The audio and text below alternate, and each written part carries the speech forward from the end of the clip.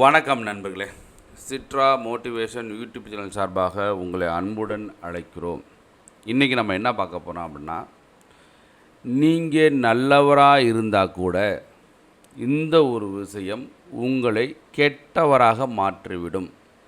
அதை பற்றி தான் இன்றைக்கி இந்த வீடியோவில் பார்க்க போகிறோம். நல்லா கூர்ந்து கவனிங்க. உங்கள் வாழ்க்கையிலும் இது நடந்திருக்கக்கூடும். பார்க்கலாமா? வாங்க பார்க்கலாம். பிறர் பார்க்கும்போது நல்லவர்களாகவும் தனிமையில் வேறு மாதிரியும் நடந்து கொள்ளும் மனிதர்கள் ஏராளம். சந்தர்ப்ப சூழ்நிலையின் காரணமாக தவறு செய்யும் மனிதர்களை இருண்ட உளவியல் தந்திரங்கள் மூலம் சரி செய்வது எப்படி என்று ஸ்டான்ஃபோர்டு பல்கலைக்கழகத்தில் பணிபுரியும் உளவியல் பேராசிரியரான பிலிப் ஜிம்பார்ட்டோ தனது லூசிஃபர் எஃபெக்ட் என்ற புத்தகத்தில் கூறியுள்ளார். அந்த புத்தகத்தில் என்ன கூறினார் அதை பற்றி பார்ப்போமா? வாங்க. இந்த புத்தகம் அடிப்படையில் நல்லவராக இருப்பவர்கள் கூட சந்தர்ப்ப சூழ்நிலைகள் மற்றும் வெளிப்புற தாக்கத்தினால் எவ்வாறு தீயவர்களாக மாறுகிறார்கள் என்பதை சுட்டிக்காட்டுகிறது. அவர்களை மீண்டும் நல்லவர்களாக மாற்ற உதவும் 5 இருண்ட உளவியல் தந்திரங்களை பற்றி இந்த வீடியோவில் விரிவாக பார்க்க போகிறோம், விரிவாக பேச போகிறோம். வாங்க. 5 இருண்ட உளவியல் தந்திரங்கள். ஸ்டான்ஃபோர்ட் பல்கலைக்கழகத்தில் உருவாக்கப்பட்ட மாதிரி சிறைச்சாலைகளில் மாணவர்கள் கைதிகளாகவும் சிறை காவலர்களாகவும் வேடமிட்டு நடித்தனர்.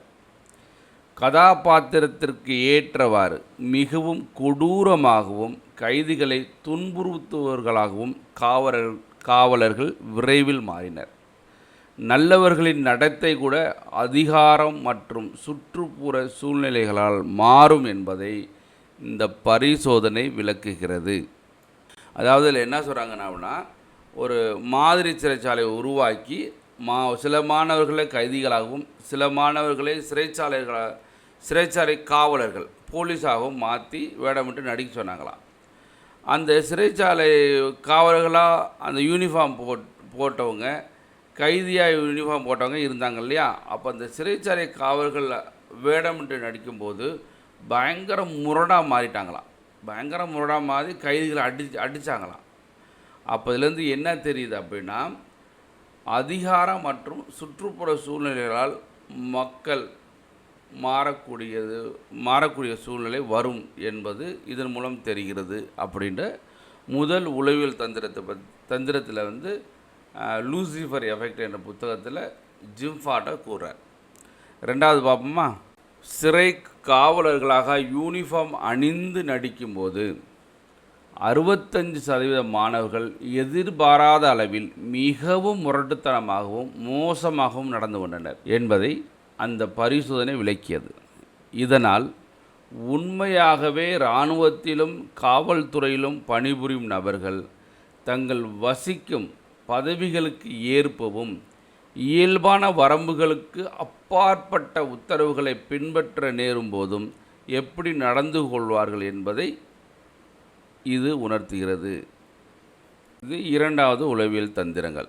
அடுத்து மூன்றாவது உளவியல் தந்திரம் என்ன அப்படின்னா, கடுமையான குளிர், பனி போன்ற அசாதாரண வானிலை மக்களின் மனதை பாதித்து செய்யக்கூடாத கடும் செயல்களை கூட செய்ய வைக்கும். சமூக சூழல் சார்ந்த மாற்றங்கள் அவர்களை மன அழுத்தத்திலும் நெருக்கடியிலும் தள்ளும்போது அவர்களது நடத்தையிலும் உணர்ச்சியிலும் முழுமையான மாற்றங்களை ஏற்படுத்தும். இதுதான் மூன்றாவது தந்திரம். நான்காவது என்ன அப்படின்னா, 1964ஆம் ஆண்டு நியூயார்க்கில் நடந்த ஒரு வழக்கில் 38 சாட்சிகள் தங்களது கடமையை சரியாக செய்யவில்லை.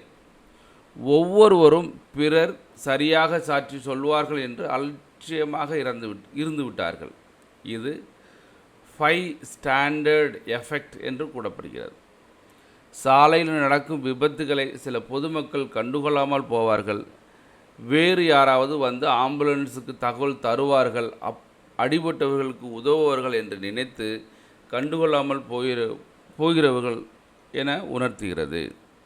ஐந்தாவது தந்திரம் என்னன்னாக்க, பிறரை தம்மை போல சக மனிதனாக மதிக்காமல் போகும்போது அவர்களுக்கு எந்த விதமான கெடுதல்களையும் செய்யலாம் என்ற கொடூர மனப்பான்மை உருவாகிறது. அதனால்தான் சிறிதும் இரக்கமின்றி சிலர் நடந்து கொள்கின்றனர். இது 5வது எஃபெக்ட். ஒரு மனிதன் தீயவனாக நடந்து கொள்வது அவனுடைய சுற்றுப்புற சூழல்கள் மற்றும் சமூக அமைப்புகள் போன்றவற்றின் காரணமாக தானே தவிர அவனது இயல்பான குணத்தினால் அல்ல என்கிறார் ஜிம்பார்ட்டோ. ஒருவருக்கு தவறான சூழ்நிலையும் அழுத்தங்களும் தரப்பட்டால் நல்ல மனிதன் கூட தீயவனாக நடந்து கொள்ள முடியும். நல்ல மற்றும் கெட்ட நடத்தைகளுக்கு இடையில் ஒரு மெல்லிய கோடுதான் இருக்கிறது. சுற்றுப்புறம் மற்றும் சந்தர்ப்ப சூழ்நிலைக்கு ஏற்றவாறு அது மாறக்கூடும் என்கிறார் ஜிம்பார்ட்டோ. தங்களிடம் உள்ள எதிர்மறை குணங்களை மாற்றிக்கொள்ளவும் சமூகத்தில் நடக்கும் அநியாயங்களை தட்டி கேட்கவும் சமூக பொறுப்புள்ளவர்களாக மாறவும் ஏற்றவாறு தங்களது நடத்தை மாற்றிக்கொள்ள வேண்டும் என்று கூறுகிறார்.